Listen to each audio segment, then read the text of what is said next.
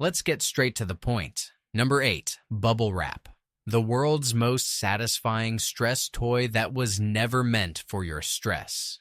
You probably think bubble wrap exists so humans can experience the pure primal joy of popping tiny air pockets, like we're asserting dominance over packaging materials. But nope, the original idea was way dumber and somehow more impressive. Back in 1957, 2 engineers wanted to invent a trendy textured wallpaper.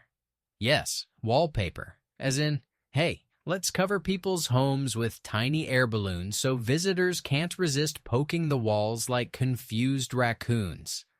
Unsurprisingly, nobody wanted a house that looked like it was upholstered in bubble acne. So the invention flopped until IBM needed a way to protect computers during shipping. Suddenly, bubble wrap went from failed home decor to global icon. Today, we pretend it's for packaging, but let's be honest, it's therapy. Free, portable, socially acceptable therapy. Unless you're popping it in public, in which case, people will look at you like you're detonating microscopic explosives just for fun. Which, to be fair, you are. Number 7, Listerine. The mouthwash that was originally a treatment for everything except bad breath. If you think Listerine was created to make your breath minty fresh, think again. This iconic blue burn in a bottle actually began its life in the late 1800s as a surgical antiseptic. Yep, doctors used it to clean wounds, not date prospects. But the story gets even better. Before it ever touched a toothbrush, Listerine was also marketed as a cure for dandruff, athlete's foot, household cleaning, and my personal favorite, gonorrhea. Imagine walking into a pharmacy today and the cashier asking, regular Listerine or the romantic disaster edition? The company eventually pivoted to halitosis, a term they helped popularize to convince people their breath was a medical problem. Spoiler, it worked. Sales exploded. People everywhere started gargling antiseptic like they were sanitizing their souls.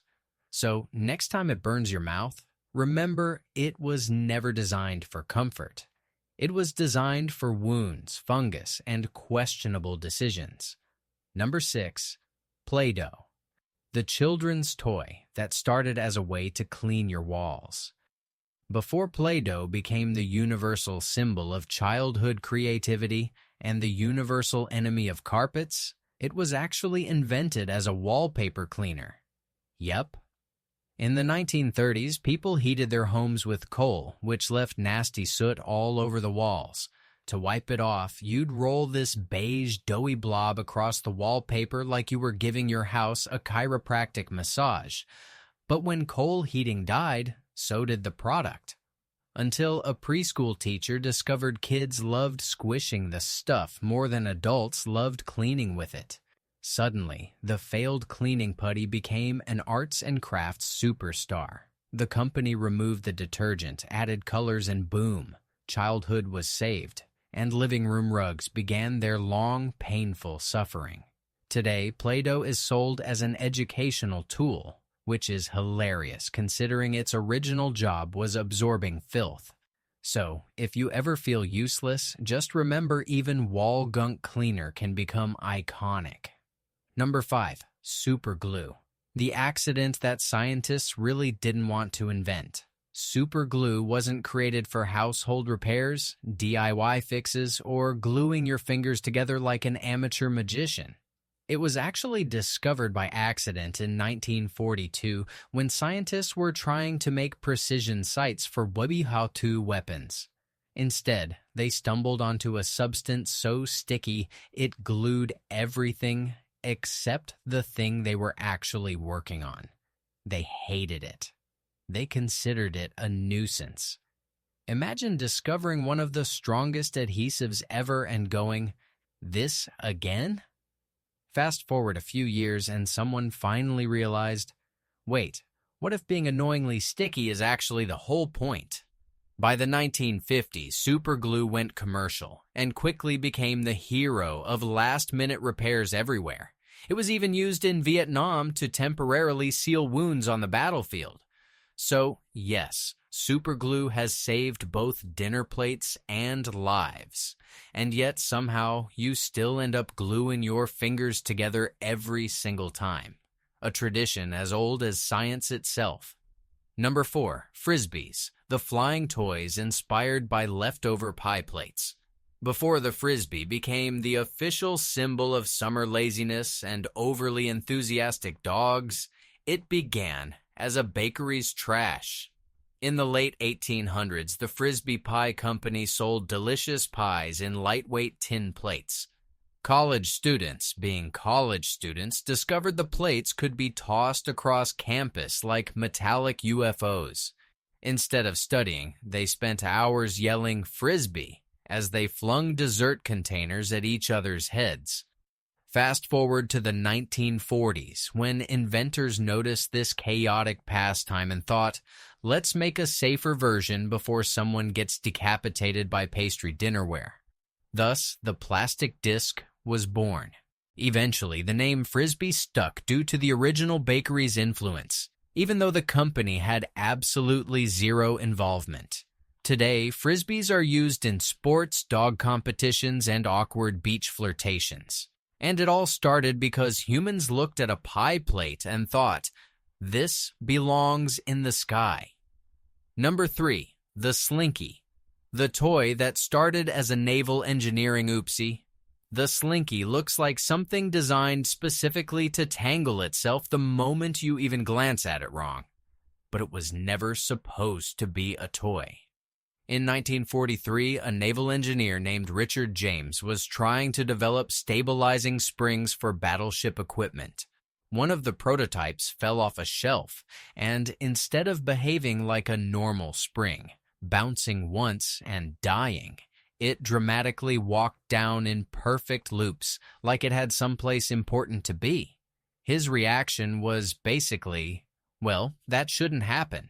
Which is also the correct reaction to most world-changing discoveries. Before long, they refined the design, painted it with family-friendly marketing, and the Slinky became a toy legend. Kids loved it, parents tolerated it, pets feared it, and engineers everywhere quietly whispered, "That's not how physics works, even though technically it is." So, yes, one of the world's most iconic toys exists because a piece of naval hardware decided to do a graceful little dance. Number 2, cornflakes. The breakfast cereal accidentally invented to prevent too much excitement. Cornflakes weren't created to be the joyful, crunchy breakfast you know today. In fact, their origin story is basically the opposite of joy. In the late 1800s, Dr. John Harvey Kellogg, yes, that Kellogg, believed bland food could help curb what he considered unhealthy passions. Translation: he wanted a cereal so boring it would calm people down in every possible way. One day, he accidentally left cooked wheat sitting out too long. It dried, flaked, and instead of throwing it away like a normal person, he baked it. The result, the world's first flaked cereal, which he immediately marketed as a moral lifestyle choice. Later, the recipe was switched to corn, sugar was added back in against Kellogg's wishes, and suddenly, the passion-preventing cereal became breakfast candy. Today, people eat cornflakes for energy, not discipline, and Kellogg would probably faint at the idea of chocolate-covered versions. So, the next time you pour a bowl, just remember you're eating history's most accident-prone moral lesson. Number 1, Coca-Cola. The world's favorite drink that started as a nerve tonic for absolutely everything. Coca-Cola wasn't born as the sugary happiness potion we chug today. Nope. Its original purpose was far more dramatic. In 1886, pharmacist John Pemberton created it as a medicinal nerve tonic meant to cure headaches, fatigue, anxiety, and basically any problem short of unpaid taxes. The original formula even contained coca leaf extract. Yes, that coca. And people treated it like a magical pick-me-up that probably made them a little too picked up. When regulations forced the company to tone down the enthusiasm, they pivoted hard into marketing it as a refreshing beverage instead of a remedy. And it worked. Soon, everyone was sipping it not for vitality restoration, but because it tasted good and made boring afternoons bearable. Fast forward to today. Coca-Cola can't legally promise to fix your nerves, boost your mood, or cure your existential dread. But let's be honest, many people still treat it like it does. A true medicinal downgrade or the best rebrand ever? You decide. If you liked the video, don't forget to violently tap that like button. Share it with someone who thinks they know everything. And subscribe to Coolest Dude Explains so you never miss another episode of objects that were never meant to exist, but somehow do.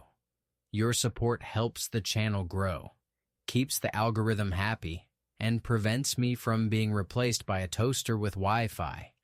Thanks for watching, and I'll see you in the next one, where we'll probably ruin something else you thought you understood.